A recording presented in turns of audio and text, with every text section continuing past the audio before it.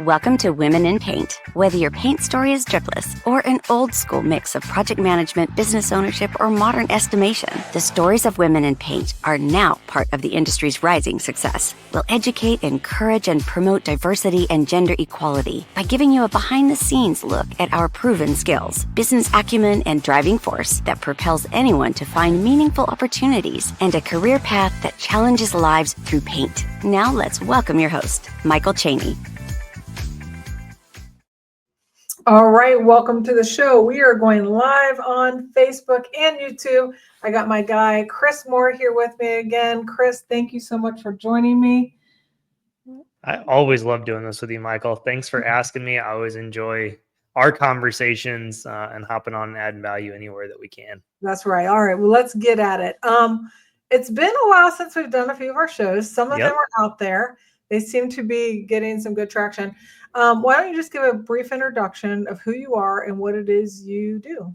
Yeah, absolutely. So I founded Elite Business Advisors in 2018. I spent over a decade in the painting industry myself, starting at age 19 with student painters, had my own painting company here in the St. Louis area, and eventually transitioned into what we do now is nothing but coaching for painting contractors. So we are here to help people kind of get their business from where they want it to be at or where they're at now to where they want it to be at down the road. Myself, my whole team of advisors all have ran and managed a painting company, which I believe is kind of our superpower in that we've been in the shoes of everybody listening to this today in some way, shape, or form. So I always love to hop on and do things like this. And yeah, thanks for having me. Yeah, right on. Chris, why do you think some people don't choose a business coach? And I say that being someone that has worked with coaches. I have a coach now, and I know how important it is. Why do you think some people don't make the jump? So I think two reasons. One, people want to change, but they don't want to change. Okay. And I say that from the point of view, it's one thing to be like, yeah, I really want XYZ in my life or business. It's another thing to actually go through the process to change yourself and your business to achieve that. Right. And that's where I think a lot of people either feel like they have limiting beliefs that they can't do it, or they just really truthfully don't want to put the work in to get there. Right. Yeah. I think the other thing is they just don't understand the benefit of having another perspective. And I say this from a point of view, obviously everybody hearing this is going to just assume I'm biased in saying this, and that's okay. But I think everybody needs a coach in life, arguably in every area of our lives, right? What I've realized about having coaches and mentors in my life is they find blind spots that I don't see or can't see because I'm too stuck in the day-to-day, whether it's personal stuff in my life, business things. I have two different business coaches that I work with because I need help seeing those blind spots and a different perspective. So, yeah, I was actually just telling someone the other day that, I feel like my business coaching experience with my coaches, it's kind of like a level of therapy. Okay. Like 100%. it can be this like really kind of like intimate, connected relationship. Yep. And, when you're building a business, man, it's not easy. And when you can have someone that like really cares and really is invested, I really do think it's the next level. All right. So you and I have talked about a few different stages of being in the painting industry in terms of the revenue that a company makes. Yep. And we're at the point today where we're going to talk about kind of the $2 million mark and up and what that looks like and what that means. So to just kind of kick this off, what do you think are some mindset shifts that business owners, people like me, need to make when they start having a couple $1 million rolling in the door? Yes. I think one of the biggest things is, and I don't think we talked about this a whole lot last time, but you have to shift from being like the technician, the operator, to a leader. Okay. You can get to the $1.5, $2 million mark, right? You can kind of start getting yourself there, but now you're becoming the sales manager, the operations manager, right? The big visionary, the CEO, like there's a lot more pieces and people, I guess I should say, key leadership positions, right? It's one thing to be a leader to your field staff.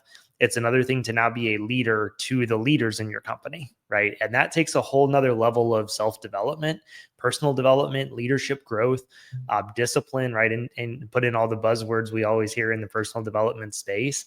And so I think for me, as you talk about like a mentality shift, it is that it is no longer dependent upon you going and doing estimates as much as now coaching multiple people to go out and do the estimates, right? Not just training one, but how do I manage multiple salespeople until, again, maybe you can grow to a spot that you have a sales manager and other places in place. Do you find that people have a difficult time not being the doer? Like, and I say this because I've for many years gotten sucked right back into it. But Yes. what is the hang up? Why is it hard to stop being the doer? I think truthfully, and I wrestle with this too. So let me like be very vulnerable and transparent with that, right? Like I always want to have an amount of people that I coach, but it's really hard for me sometimes not to get sucked back into working with some of our clients, which is a great thing. I think a lot of it comes from the point of view of like, we've built our businesses from literally nothing. Like there's a handful of people listening to this, and maybe you bought into a company, you bought a franchise, or you inherited, a family business, right? But for most of us, like we've done it from literally nothing. Like I remember the day where we didn't even have a bank account because we had no money to put in it, right? When it was first going. And so I think it's natural that we want, even those of us that have those, big visions, we're visionaries, we know where we want to go, but like it's still a foreign territory we're entering. We've never been there before, right? And I think if you look back along your journey to getting to this stage or wherever you're at in your business, if you look back across all the uncomfortable unknowns you've went through, it's really easy now to look back at them, right? It's really hard to look ahead because we've never been there before. And so I think, again, that's where sometimes having a coach can help you kind of work through that plan.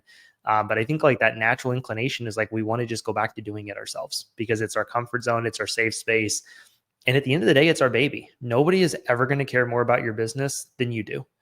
I don't care how good you incentivize them. I don't care how good you empower them. I don't care how bought in they are. You can have the highest level of all three of those things and you still care more about your business than they do because it's not theirs. Yeah, true story. True story for sure. I know that building systems and structure, at least for me personally, was one of the key elements to get me to stop being the doer. Because when I kept falling into the doer role, a lot of times my justification of it was, well, I'll just be able to get it done faster, right? I want something done now. I'm just going to get it done. And that is what pulled me back into that role. Let's talk about maybe some systems and structure that's needed. Why don't we just start with hiring? I mean, yes. I will tell you my big learning lesson, and I'm still learning it, is that one of the things I have to be really, really good at is finding people for the right position. And this is much deeper than, just trying to hire painters, right? Yes. Where what I've gotten to at each level is my barometer for hiring is I need to find someone that can do it better than me. Yes. Right. And by no means am I an expert, but because I'm strong-willed and I'm competitive and I'm going to do this, I have learned how to be good at these positions. And I got to the point where it's like, okay, now my job is to be really good at hiring, and I need to hire someone better than myself for the position. When I say that, I see you smiling, but what does that mean? Why is that striking you? I love that you say that because Hannah from Surf Prep and I just did a podcast on this like a couple months ago. Here's what I will say about that. I think number one, for any entrepreneur, kind of like you were talking about mentality, you have to be able to put your ego aside and focus on the vision you want in your company. And you will never hire somebody smarter than you, better than you at whatever position you're talking about until you can like put that aside and realize it's for the best interest of your business and arguably probably your life to do that. Right. Because if we were constantly hiring people less skilled than us, we're never going to get where we want it to go. Right. Like it's like kind of that logical, like vicious cycle. Right. And so when you can finally kind of check your ego at the door and say, I need to hire somebody smarter than me, because that's for the better good of our clients and our business and what I'm trying to achieve here. I think that's step one, right? I think the other benefit to this is when you hire people smarter than you, it also forces you to level up your game a little bit in a way that you can then lead those people, right? If you have an estimator that's actually better at sales than you, it's not that they won't have credibility with you. It's not that they won't follow you. You just have to lead them in a way that isn't 100% performance driven, right?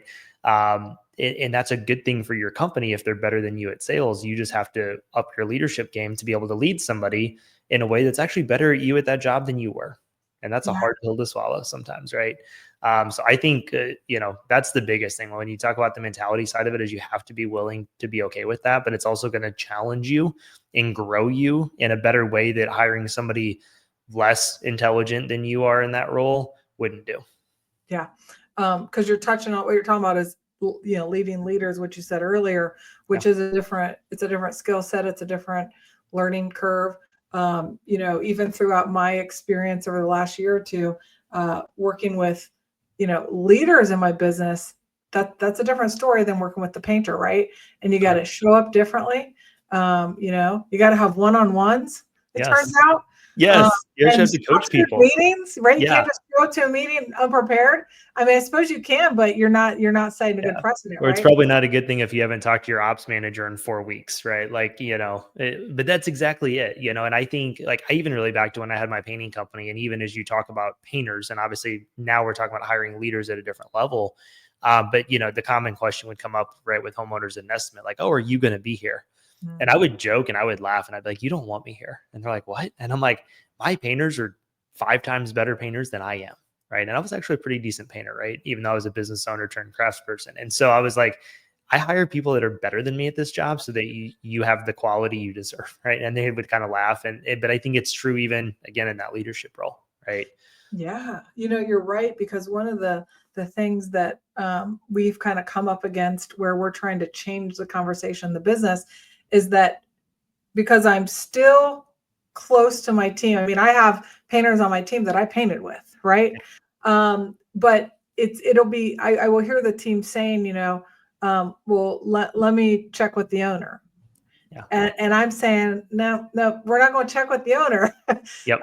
Because you actually are better equipped to make that decision than the owner, right? And so there's a shift in that, you can check with your team, right? By all means, if you need help, you can check with your team, but the owner is not in charge anymore. The owner actually is probably the worst person in the business to be making the decision you're trying to make. So there's that shift too.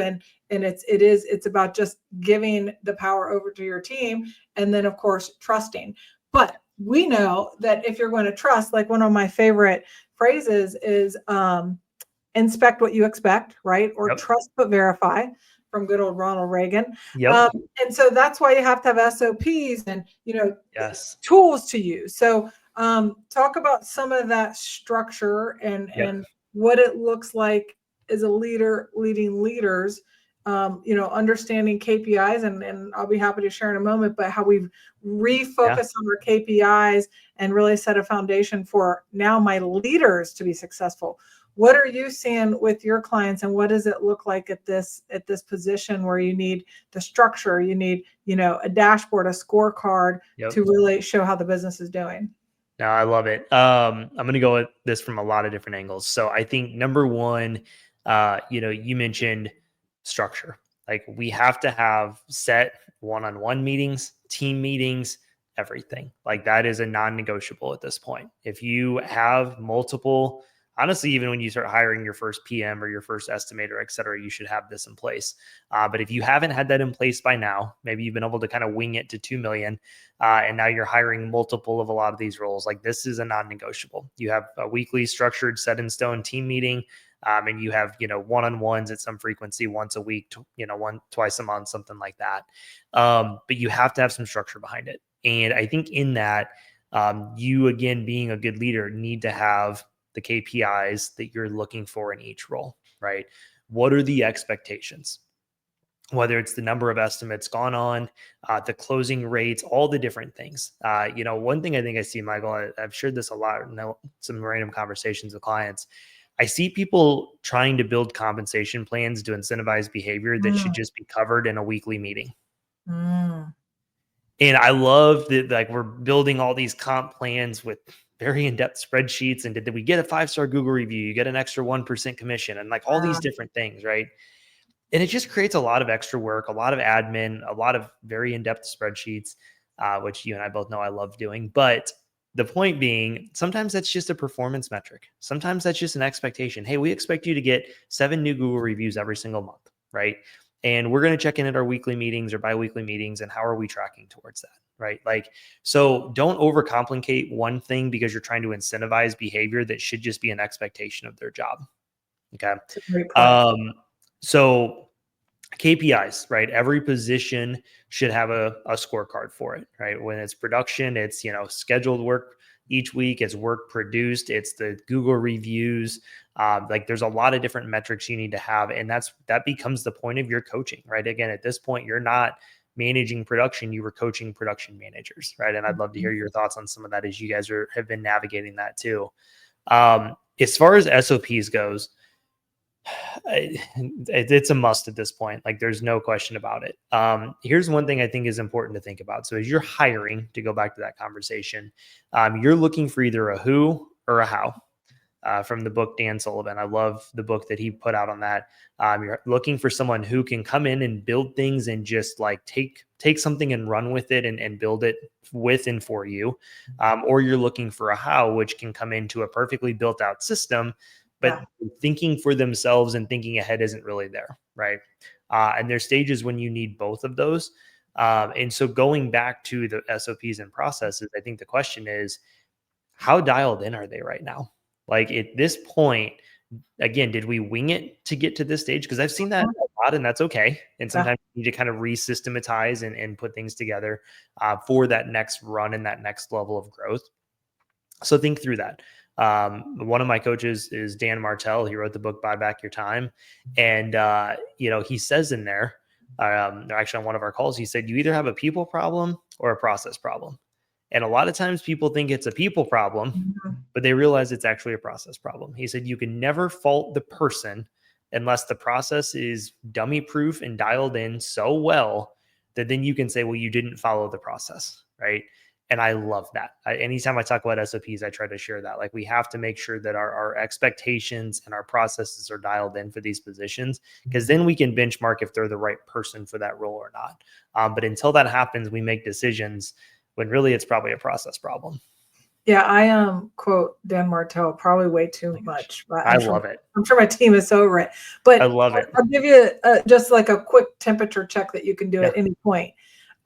Is you could say if you got 2 PMs in front of you or whatever, ask them about one of your processes. I actually did this and realized I needed to retrain the process, but I just said to the group of them, I said, what's our color matching process? And they gave different answers. Now that's on me at this point because my role in the business, I'm over production right now. And I'll soon be getting out of that. But so that's on me, right? I can't, that's not a people problem. That's a process problem. So I redefined it. We trained it. And then the other thing I'll say that I've learned being at this level is that you can't just train it once. So I kind of have this mentality right now, and I just have accepted this. And I don't know if this is right or wrong, but this is what I do is I just accept that if I roll something new out, I'm going to need to probably teach it 5 to 7 times. And I just accept it. Now, a lot of times people grasp on faster, right? But my job once I roll something out is to follow up, make sure they're doing it, check in, see if they need any clarification, right? And then after this 5 to 7 check-in period, then if they're not doing it, then maybe it's a people problem, right? But also I think that you understand your people and you know if you've got the right people. Somewhere in your gut, you know if you've got the right people. And if you do have the right people, it's probably a process issue. 100%. I think a lot of times too is we're hiring for key positions, whatever position it is, whatever part of your business. We want to just hire someone, train once, and like let them just go crush it. That's what we want, right? Nice. Sometimes it's because that's what we need. Sometimes for myself, it's because that's my personality. Like I told you what to do. I told you how to do it. Like, why are you not doing it? Right. I'm thankfully very adaptive with my high D personality, but that's our natural tendency, right? As we're hiring for people, we want to hire those people that are smarter than us, that are more capable than us. But we have to stop and remind ourselves, like they're human beings, right?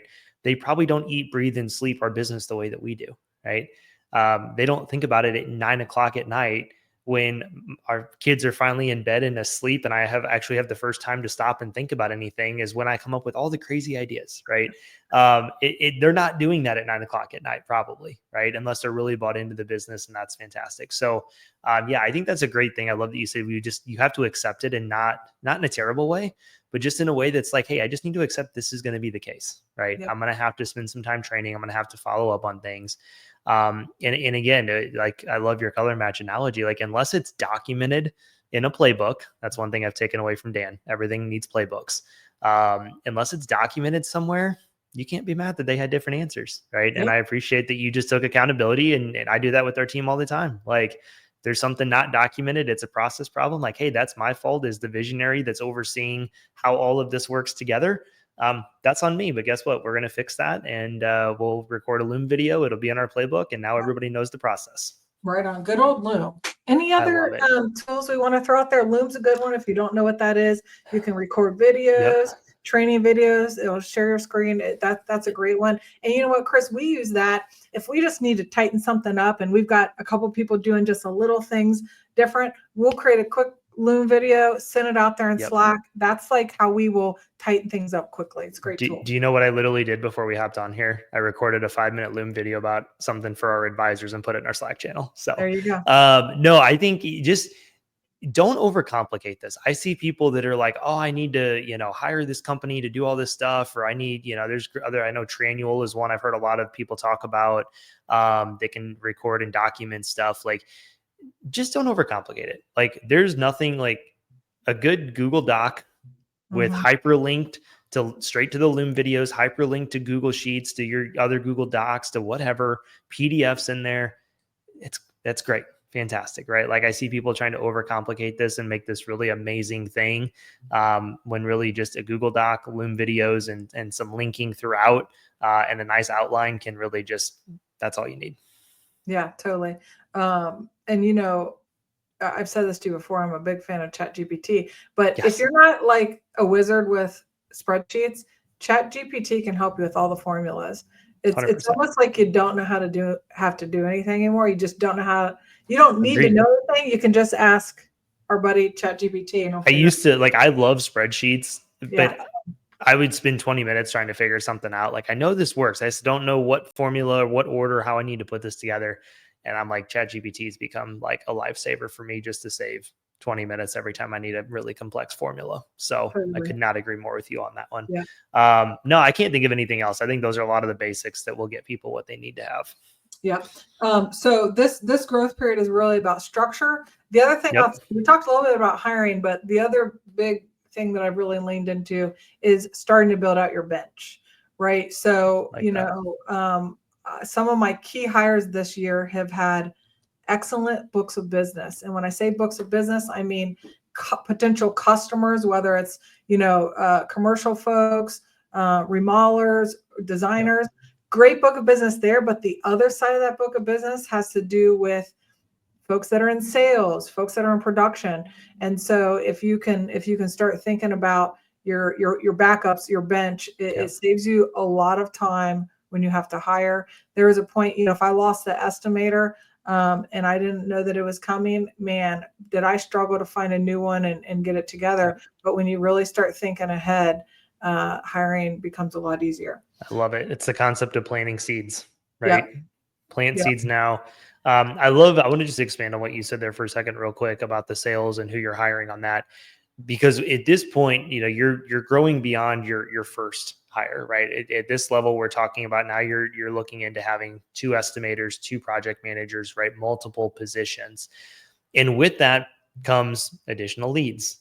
And everybody just immediately thinks like, oh, that means we have to spend X amount of dollars on marketing, right? Now all of a sudden this jump in this hire translates from salary or commission for this person plus all the excess we're going to need to generate the leads they need, right, to offset our gap. And so I think what you said on that, you kind of almost skimmed through it. I wanted to make sure everybody understood that point. When you can hire people that have self-generating activities behind them, they're used to doing a canvassing team, or that's been part of their background. They love doing door-to-door sales, whatever that's going to look like, right? Keep your brand and what you're trying to achieve together. But if it's people that do have relationships with GCs and other things, and you're trying to get more into commercial work, like those hiring people with those relationships can be invaluable, right? Those experiences, because it's going to help you bridge that gap to what you have to generate to hit that next stage and to pay for themselves. So yeah. And you know what, Chris, when you, as you grow and you become super solid in who you are as a business, and you're starting to really put together that culture that attracts people, then you can start attracting talent, right? Yeah. You're not, looking under rocks for your next sales folks. You're actually attracting talent. People are seeing what you're doing. And, the other thing about a book of business, I'll just tell you on the production side, we recently got a new project manager from another painting company. And guess what they brought with them? A great book of business full of subcontractors that we can use, right? So when you're hiring, you really do need to think about, it's not just you needing them. What value do they actually bring to your business? Can they walk in the door and bring customers? That's huge if that's the case. Yep. And understanding, like, how do you compensate for that too? Right. Especially when you understand from a marketing perspective what your customer acquisition cost is, you can easily put together some bonuses and incentives as part of their comp plan on the estimator side of it, to offset that. Right. And same thing for the production side of it, right? Like, how do you compensate that? That could be a little bit trickier, but like, is there a way to help incentivize for their relationships, because they're bringing value to your business, right? Like, at this point, it's not a time for money exchange like it is hiring a painter, right? It's what's the value they're bringing to your company. And if they're bringing quality, credible subs that can really change the game there, they're bringing in good streams of leads that can help offset your marketing cost. That's money well spent, and honestly could be a money saver overall for you and your business if you really think about it like that. Absolutely. And I'll tell you what the incentive is for that new PM to bring their existing subcontractors, is that they have a working relationship, and they don't have to test out a subcontractor, right? You go through all this, let me just test them out with a small project, see if it works. Well, they're bringing folks in that have already been killing it for them, that are hungry, want the work. And so for us, it's like, okay, you can slide that team in. Now you've got this team, they're going to produce for you at a high rate. I mean, my PMs get a bonus. It's only going to help my PM put more money in their pocket when they bring a team that's already stacked and ready to go. Love it. Yeah. All right, Chris, we're going to talk about your Elite Business Advisors Retreat. I know I'm super pumped about it. I see people talking about it all over social media. I know you've got some space left, but I know it's going fast. So tell us about this retreat, and who is this retreat for? Absolutely. No, thanks for taking a minute to hit on that. So the Elite Business Retreat coming up July 23rd, 24th, and half day VIP on the 25th here in St. Louis, July 23rd, 24th, 25th. And I'm super stoked about it. So this event is designed for painting contractors. Our goal is to have 70 painting contractors in the room. We will stop it there. I do think we're going to sell out this year if things continue to be on pace. And our goal is to help you take a couple of days to reconnect with your business, refocus on some stuff on what you need to do in the second half of the year. I believe we have 10 or 11 workshops this year lined up. And I say workshops because all of our topics are about helping you work through things on your business. It's not just, hey, here's education, you're going to listen to us talk for an hour. We have a workbook put together. We have all of our speakers submit a couple of pages to go through and kind of workshop through some stuff.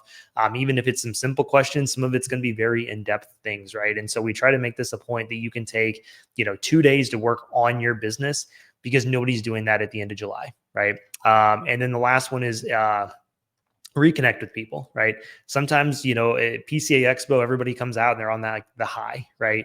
Well, guess what? That high is burning off right now as we're in the middle of busy season. Sometimes we just need to reconnect with other people, be reminded that our problems are not just our own problems, and kind of get some energy to go back and tackle the second half of the year, right? So this is not just for our clients. We'll make that very clear. It's for anybody in the entire industry. and in any size of business too. We have some people there that are just started out within the last year or two that are going to take away a lot of valuable education. We have some people like yourself that are in that the stage of business we're talking about here today that will also take away a lot of it. We have an amazing lineup of speakers coming. Michael, thank you for volunteering to come be a part of that. Our good friends Nick Slavic, Jason Paris, Chris Elliott, Matt and Maggie Kuiper, Dan Fleischer.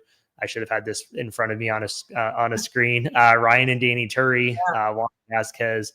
We have an amazing lineup of people coming, and a mental performance coach for the VIP part of it that works with business owners, pro athletes, and sports organizations. So it's going to be a super fun 2.5 days filled with content, filled with a lot of fun, a lot of downtime to collaborate, and some great workshops on top of it. Yeah, that's a heck of a lineup, man. I'm super excited. I'm going to be talking about the no drip painting process, production process from start to finish. Some of it we touched on here today. So I can't wait to attend. I know I'm gonna learn. Yes. If someone is interested in attending, what is the best way? How do they find it? How do they go to our website? It's elitebusinessadvisors.com. We have a landing page. You put /retreat on there or click retreat up on the menu when you get on there. It's got all the information on there. So it's got all of our speakers, all of our content lineup, what all of you guys are talking about, the cost, what's included, what the schedule looks like, a couple of promo videos on there, and then the registration portal's on there as well. So that's the best place you could go, is just straight to the website. Pretty much everything we have available is out there for you to see and get insight on. I'm always happy to answer questions if you have anything. So shoot us a DM on Instagram or Facebook.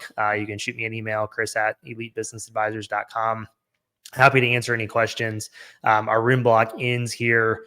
It's supposed to be next week on the 24th. I'm going to probably get it extended for a week because the hotel's been great to work with on that. But we do have a discounted room block and stuff that you'll get the link for once you register. So good deal. Awesome. How about some closing thoughts? And let me see if I can put you on the spot here. Ooh, all right, you do that. No, this is not going to be even. You'll crush this one. How about just share maybe kind of a book or two that you're super into right now, or podcast or something like that? Ooh, that's good. I would say, man, I think I'm going to go back to Dan Martell. His book, Buy Back Your Time, is Buy Back Your Time. Is it that or Buy Your Time? Yeah, Buy Back Your Time. For whatever reason, that's a tongue twister for me. It, to me, is probably one of the best books at this stage of business you could really read to understand how people delegate to get ahead. Yeah. That's what I've loved about going through Dan's coaching program. He has a Zoom call every Wednesday. It's a group coaching thing. And I've taken so much away from that just to see how he runs a business and the way that he delegates and has all these systems and processes in place. And I think his book really shines a lot of light on that. And I think, again, a lot of us can get to a certain level in our business without having to delegate, or we start to delegate some. But I think to get past this next kind of stage that we're talking through today, Michael, you have to be able to do that at a really high level. And so I think reading that book will help you understand how to delegate, not just some of the administrative stuff, but on a much deeper level in your business. So that's the best thing I could think of. Yeah, love him. All right. Well done, Chris. Thank you again for joining me. And depending on where you're finding us, if you're a Women in Paint, make sure you check out our Women in Paint Facebook page. You can also catch us anywhere on the PCA website, the Overdrive website. We've got Chris here. Catch him on all channels. You're on Instagram, Facebook, all the things. Everywhere. And at Elite Business Advisors. There you go. Hopefully we'll see y'all at the retreat. Thanks, Michael. Until next time. See ya.